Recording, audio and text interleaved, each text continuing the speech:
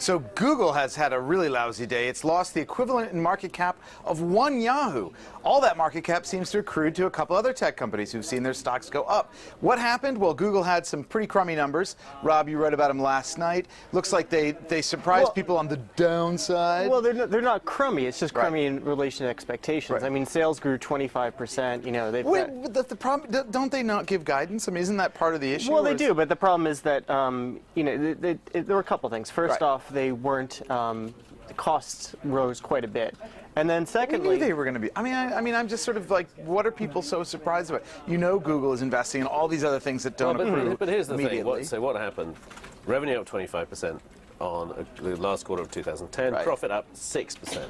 Yeah. Okay. That's the same. So operating deleverage, not operating leverage. Intel, which also reported. That's the same as Intel, which is also ran in mobile computing, as Rob observed last night.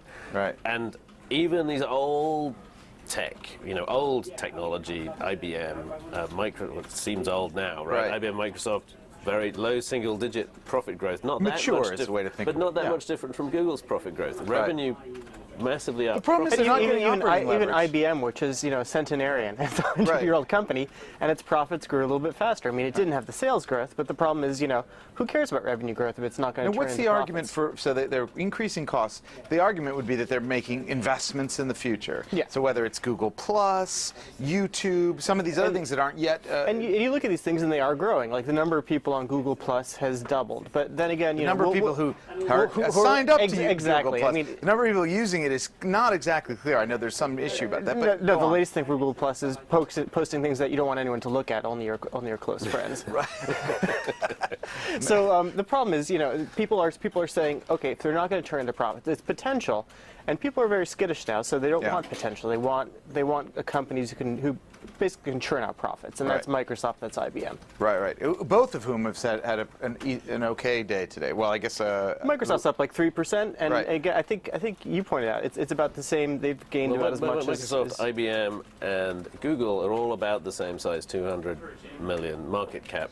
So billion, 200 billion market cap. So IBM and Microsoft have gained about half as much as Google has lost. So the money's kind of gone from Google one to pocket Microsoft into the other. IBM. It's sort of rotation within the sector, I guess, is what the stock people would call it. So, but what do we think? Is Google getting the message? I mean, you think you've got an 8% down, you've lost 16 billion in market cap in a day. Do you think that the management there is going to adjust in any way, or they don't? No, because they pointed out very carefully in the call, don't forget our costs are going to go up in the next quarter. And if you look at the past 4 quarters, it's been margins have been going steadily down. That could be the economy, it could be something else.